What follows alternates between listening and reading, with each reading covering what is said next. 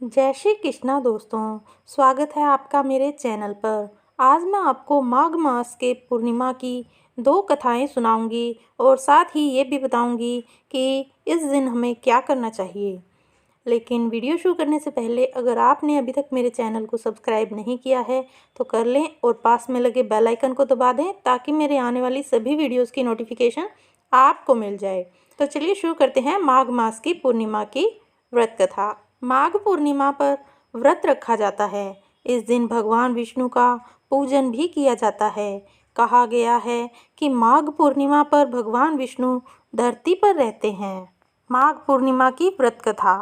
कांतिका नामक नगर में धनेश्वर नाम का ब्राह्मण निवास करता था, जो दान पर अपना जीवन निर्वाह करता था। ब्राह्मण और उसकी पत्नी के कोई संतान नहीं थी।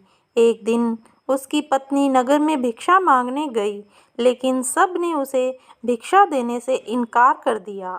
कई लोगों ने बांझ कहकर उसका अपमान किया। तब एक व्यक्ति ने उसे 16 दिन तक मां काली की पूजा करने को कहा। ब्राह्मण दंपत्ति ने ऐसा ही किया और 16 दिन बाद मां काली स्वयं प्रकट हुई। मां काली ने ब्राह्मण की पत्नी को गर्भवती होने का वरदान दिया और कहा कि अपने सामर्थ्य के अनुसार प्रत्येक पूर्णिमा को तुम दीपक जलाओ। हर पूर्णिमा को तुम एक दीपक बढ़ा देना। इस तरह करक पूर्णिमा के दिन तक कम से कम 22 दीपक जलाना। ब्राह्मण ने पत्नी को पूजा के लिए पेड़ से आम का कच्चा फल तोड़ कर दिया। उसकी पत्नी ने पूजा की और गर्भवती हुई। प्रत्येक पूर्णिमा को वह माँ काली के कहे अनुसार दीपक जलाती रही। माँ काली की कृपा से उनके घर एक पुत्र ने जन्म लिया, जिसका नाम देवदास रखा गया। बड़ा होने पर उसे अपने मामा के साथ पढ़ने के लिए काशी भेजा गया। काशी में उन दोनों के साथ एक दुर्घटना घटी, जिसके कारण धोखे से देवदास का विवाह हो गया। देवदास ने कहा कि वह अल्पायु है, लेकिन उसके बावजूद भी जबरन उसका विवाह करवा दिया गया।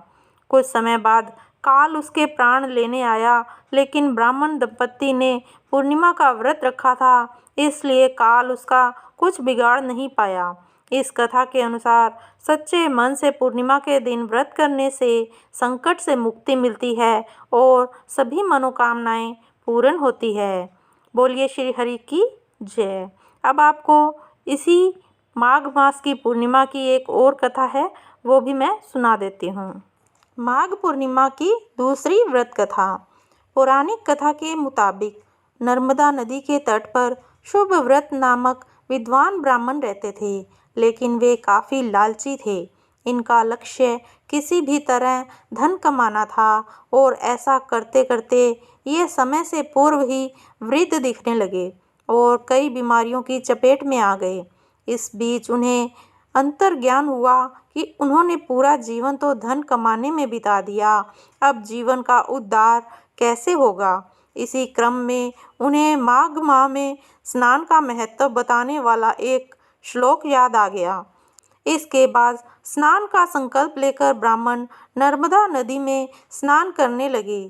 करीब 9 दिनों तक स्नान के बाद उनकी तबीयत ज़्यादा खराब हो गई और मृत्यु का समय आ गया। वे सोच रहे थे कि जीवन में कोई सत्कार्य न करने के कारण उन्हें नरक का दुख भोगना होगा, लेकिन माघ मास में स्नान के कारण उन्हें मोक्ष की प्राप्ति हुई। बोलिए श्री हरि की जय। तो ये थी माघ मास की पूर्णिमा की दूसरी कथा। अब हम जान लेते हैं कि इस दिन हमें क्या करना चाहिए। शास्त्रों में कहा गया है कि माघी पूर्णिमा पर भगवान विष्णु गंगा जल में निवास करते हैं। इस दिन सुबह नित्य कर्म से निवृत्त होकर गंगा जल में स्नान करना चाहिए, फिर गंगा जल का आचमन करना चाहिए।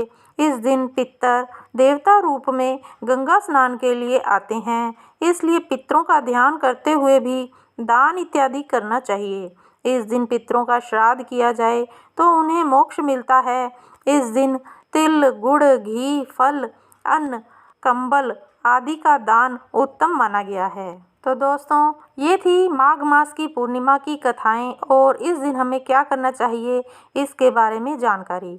आपको ये वीडियो कैसी लगी कमेंट करके अवश्य बताइएगा और कमेंट में जय श्री हरि विष्णु, जय श्री कृष्णा लिखना ना भूलिएगा। अगर आपको ये वीडियो अच्छी लगी तो इसे लाइक कीजिएगा, शेयर कीजिएगा और मेरे चैनल को सब्सक्राइब करना ना भूलिएगा और पास में लगे बेल आइकन को भी दबा दें ताकि मेरे आने वाली सभी वीडियोस की नोटिफिकेशन आपको मिल जाए। धन्यवाद दोस्तों, मिलते हैं अगली वीडियो में। जय श्री कृष्णा।